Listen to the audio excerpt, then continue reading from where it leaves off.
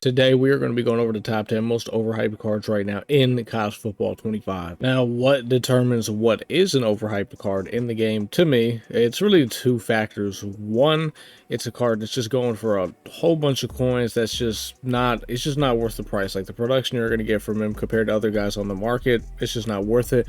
And two, a card is just not that good. Like he's just not that guy. Starting our list off at number 10, I'm going to go with Kyle Pitts. Now, Kyle Pitts is a solid card. That's why we do actually have him at number 10 compared to a bunch of other guys on the list. But when you look at the tight end market, Vernon Davis is very similar in price. I think Kyle Pitts is about 480,000 on average. Vernon Davis is 450 to 460. So Vernon Davis is cheaper and Vernon Davis is better. And I think there's just a bunch of other tight ends in the game that are actually really good, and you could argue are even better than Kyle Pitts. And I actually did use this Kyle Pitts. I didn't think he was all that. I thought he was just whatever.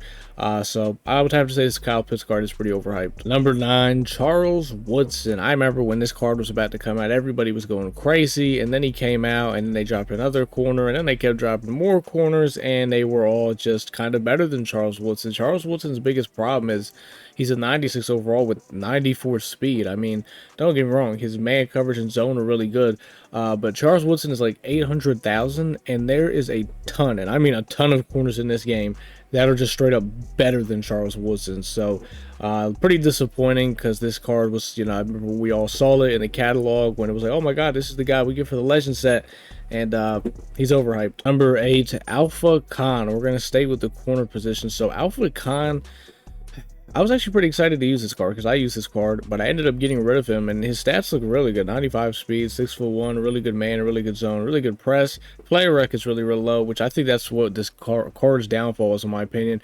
He just didn't really play good. I never feel like he played really good up to his stats, and he's a lot of coins. I mean, you're looking at like 500,000 coins for this guy. It's just, I just don't think it's worth it. Number 7, Devin Hester. Devin Hester ranges from 800 to 900,000 coins. And this card is quite literally just a return man. Now, don't get me wrong, he is going to be a pretty nice return man. I mean, really good change of direction, good juke, good spin. He's fast, 95 speed. Now, if you actually wanted to use him at corner, he wouldn't be bad there either. I mean, he's got a pretty good man, solid zone, solid press, but all of this for 800 to 900,000, I'll pass. There's other corners we can get that are way cheaper than that are actually going to have better coverage stats than this guy. Back to the offensive side of the ball, number 6, Ezekiel Elliott. Ranges from about 700 to 800,000 in price. He's not a bad running back by any means. He's not horrible. He's really not, but for that much, I mean, I'm getting a 94 speed back that, by the way, this guy's not really going to be able to get crazy in the open field. He's got 94 change of direction, but doesn't have very good juke or spin moves. So you're kind of just getting a straightaway power back.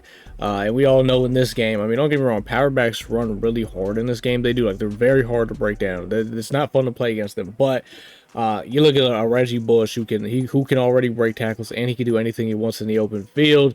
I mean, I'm taking Reggie Bush, I'm taking LaMichael James. Like, there's a bunch of running backs I'm taking over Ezekiel Elliott before I spend almost $1 million on this card. Number 5, Travis Hunter. So this one's pretty self-explanatory. The man's got 87 zone coverage. He's 700,000 coins. Now, obviously, if you're getting this card, you're getting him because you want to play man coverage. But look, there's a time and a place when you got to play some zone. It's just it. There's just a time and a place. And not to mention, he also has bad play rec. So mixing that in with the zone coverage, I mean, for 700,000 coins, you see, we can't give the guy 90 zone or something. Number 4, Cam Chancellor. So Cam Chancellor's averaging around 400,000 coins. And I'll be honest, I was very disappointed in this card when I saw that he came out, because I love Cam Chancellor, one of my favorite players all time, and they did this card extremely dirty. He's got 82 man coverage, so off the rip, there is no manning him up. Also, he has 79 change of direction mixed in with 89 agility, so he's gonna be extremely stiff if he's trying to go from point A to point B. He's not going to do it as smooth as other DBs. If you wanted to throw him in the box, he's honestly not really going to be a very good box safety. He also only has 88 jumping. I mean, it's just the little things they did to this card that really kind of ruined it. Number 3, Trayvon Henderson. We got another Ohio State running back. This guy's averaging at around 400,000 coins.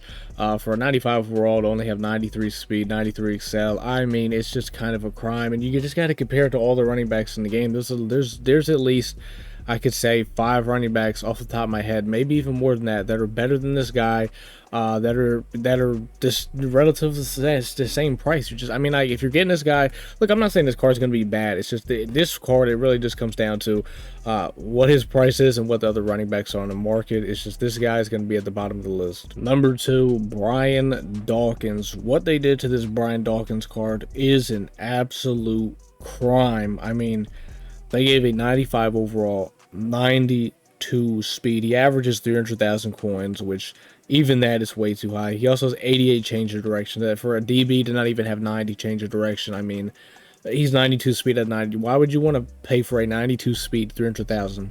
Do you know you can get guys probably at that speed for maybe not even 100,000 coins that probably have very close to these stats? I mean, just the ultimate disrespect to Brian Dawkins. The most overhyped card in the game has got to go to Mansour Delane. This is the card you get for getting 9 or 10 wins in the gauntlet.